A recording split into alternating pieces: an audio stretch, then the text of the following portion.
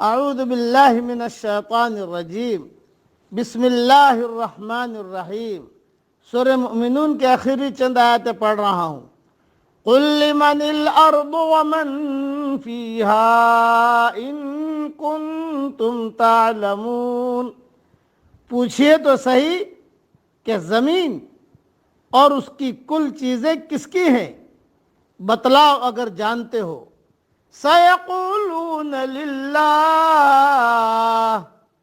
فوراً جواب دیں گے کہ اللہ کی۔ قُلْ أَفَلَا تَذَكَّرُونَ، کہہ دیجئے کہ پھر تم نصیحت کیوں نہیں حاصل کرتے۔ قُلْ مَن رَّبُّ السَّمَاوَاتِ السَّبْعِ وَرَبُّ الْعَرْشِ الْعَظِيمِ، دریافت کیجئے کہ ساتوں آسمانوں کا اور بہت باعظمت عرش کا رب کون ہے۔ سَيَقُولُونَ لِلَّهِ، وہ جواب دیں گے کہ اللہ ہی ہے۔ قُلْ أَفَلَا تَتَّقُونَ، کہہ دیجئے کہ پھر تم کیوں نہیں ڈرتے۔ قُلْ مَن بِيَدِهِ مَلَكُوتُ كُلِّ شَيْءٍ وَهُوَ يُجِيرُ وَلَا يُجَارُ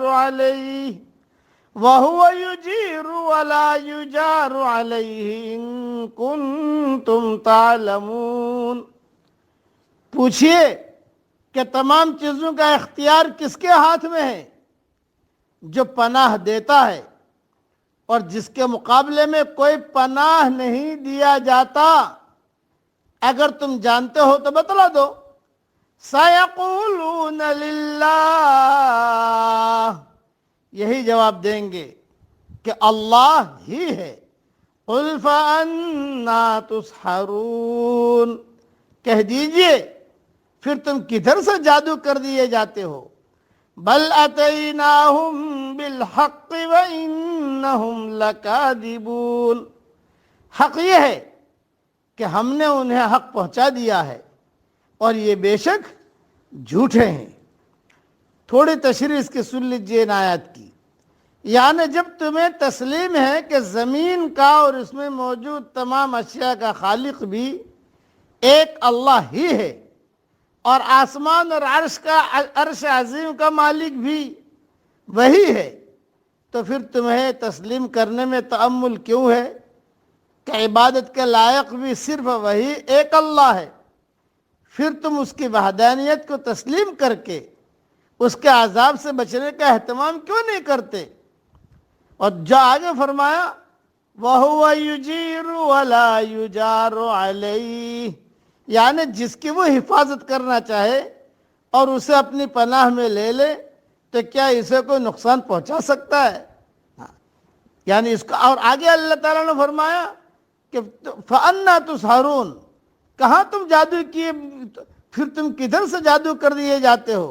یعنی پھر تمہاری عقلوں کو کیا ہو گیا ہے کہ اس اعتراف اور علم کے باوجود تم دوسروں کو بھی اس کی عبادت میں شریک کرتے ہو۔ قرآن کریم کی صراحت سے واضح ہے کہ مشرکین مکہ اللہ تعالیٰ کی ربوبیت، اس کی خالقیت اور مالکیت اور رزاقیت کے منکر نہیں تھے، بلکہ وہ یہ سب باتیں تسلیم کرتے تھے۔ انہیں صرف توحید الوہیت سے انکار تھا، یعنی عبادت صرف ایک اللہ کی نہیں کرتے تھے بلکہ اس میں دوسروں کو بھی شریک کرتے تھے۔ اس لیے نہیں کہ آسمان اور زمین کی تخلیق یا اس کی تدبیر میں کوئی اور بھی شریک ہے، بلکہ صرف اور صرف اس مغالطے کی بنا پر کہ یہ بھی اللہ کے نیک بندے تھے، ان کو بھی اللہ نے کچھ اختیارات دے رکھے ہیں اور ہم ان کے ذریعے سے اللہ کے قرب حاصل کرتے ہیں۔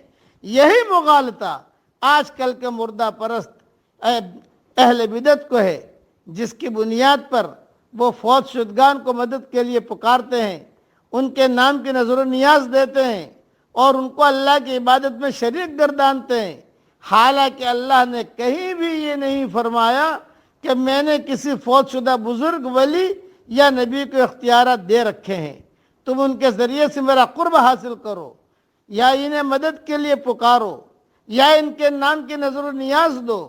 اسی لیے اللہ تعالیٰ نے آگے فرما دیا ہم نے انہیں حق پہنچا دیا، یعنی اچھی طرح واضح کر دیا کہ اللہ کے سوا کوئی معبود نہیں۔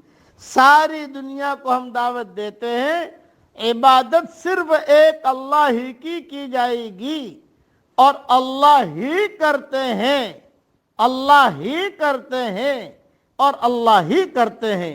اس کے بار بار ہمیں مذاکرے کرنے چاہیے۔